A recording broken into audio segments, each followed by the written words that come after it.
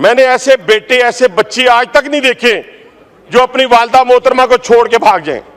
और माशाल्लाह ऐसे बच्चे भी नहीं देखे जो वालदा मोहतरमा से 20-20 साल बड़े हों। आप भाई हैं, एक दूसरे के करेंगे ना।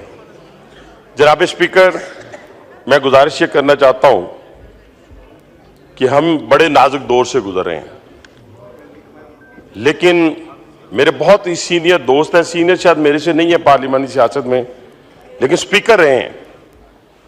2 दिन पहले जो इन्होंने यहां पे स्पीच की है और इसमें पख्तून कार्ड खेलने की कोशिश की है, मैं बार बार इनको कह रहा हूं कि ये जुबान की बुनियाद के ऊपर, सुबाइयत की बुनियाद के ऊपर ये सारे कार्ड इस पाकिस्तान में पहले दुश्मन खेल चुका है।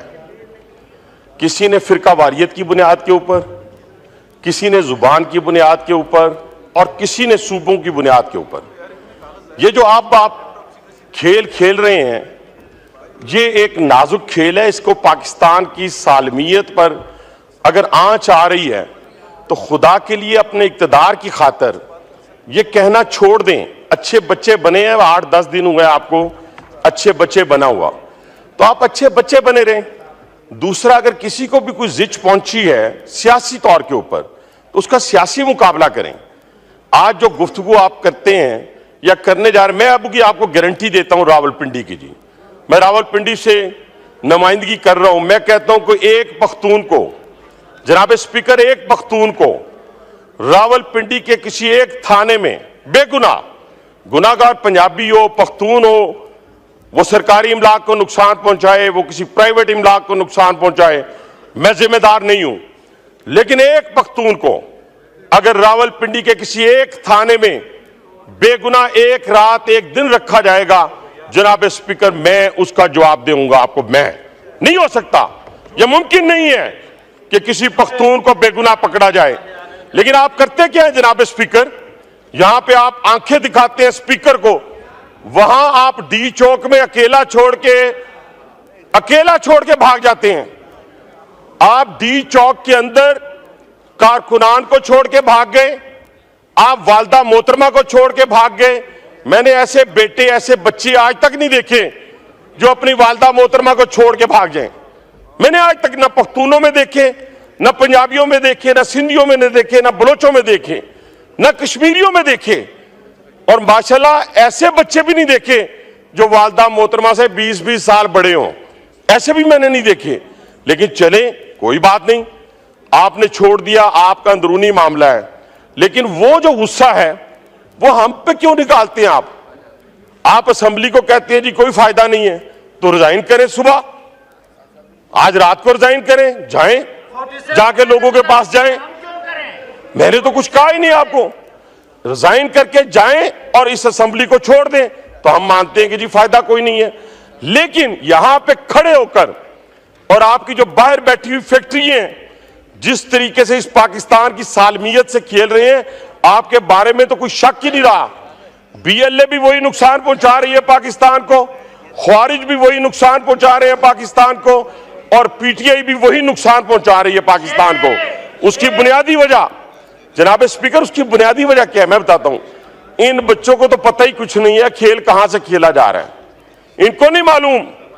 ये तो कठपुतली हैं, इनको क्या मालूम कि बानी पीटीआई जो है, इनको क्या मालूम जनाब स्पीकर,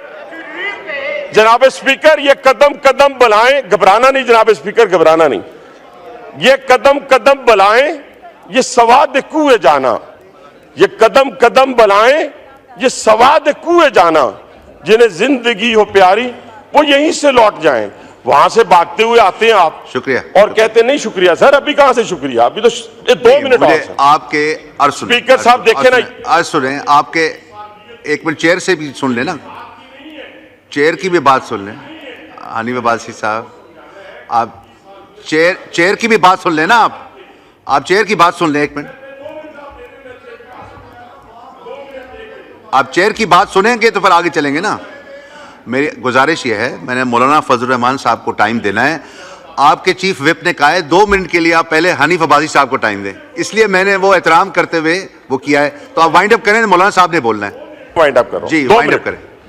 तो मैं ये कह रहा था कि इनको समझाने वाली बात यह है कि आप देखें ना, वो लीडर ऑफ द अपोजिशन माशाल्लाह बड़ी जबरदस्त बात की उसने अब सीधे रास्ते पे आ गए, और सीधे रास्ते पे आने के बाद फिर नामालूम का जिक्र उन्होंने शुरू कर दिया। और मैंने उन्हें कहा, मेरे दोस्तों, मेरे भाइयों, आपकी सारी बुनियादें जो हैं इस मुल्क को खोखला करने की बुनियादें मेरे दादाबू ने नहीं रखी है, अल्हम्दुलिल्लाह, ये इनके दादाबू ने रखी है सारी की सारी बुनियादें। ये कल भी जो सकूते ढाका के ऊपर बात कर रहे थे, और इनका सोशल मीडिया जो आज वहां पे बातें करता है, और खास तौर पे एक में बड़ी अफसोसनाक बात है जिसको मैं कंडेम करता हूं, जिसको हमने बचपन से पढ़ा। हमने शहीद राशिद मिनाज को पढ़ा कि वो कैसे शहीद हुए। आज पूरी पीटीआई उनकी शहादत के ऊपर सवालिया निशान लगा रही। हमारी आने वाली नस्लों को, हमारे बच्चों को झूठ पर मबनी इनकी जितनी लिस्ट आई है मिसिंग पर्सन की, जनाब स्पीकर, आए इनसे कहें यहाँ पे एक एक का नाम लें। कोई अडियाला जेल में है, कोई अटक में है, कोई जेलम में है, और बाकी सारे रिलीज हो गए। झूठ की बुनियाद पर कब तक आप सियासत करेंगे?